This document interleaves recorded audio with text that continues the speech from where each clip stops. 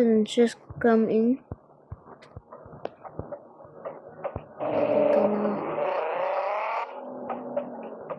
Just park here.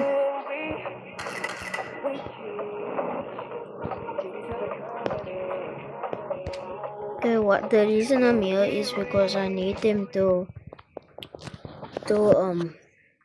how can I say, install my connect my subwoofer.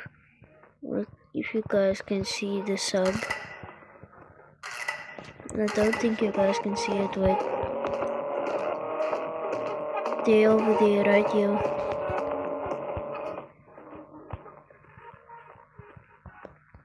Okay, wait. I need to connect up my air suspension. If you guys can see, there's the air compressor. Then right here in this corner is the subwoofer. I'll make a red circle around it, don't worry. I'll show you guys the subwoofer. I need to connect it. So yeah, and just open the car.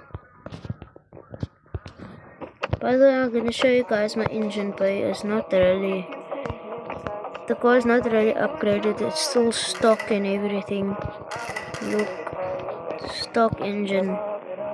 No cold air intake like that. No custom setup. Yeah, I was thinking of getting a bumper. Yo, what is that? A blicky?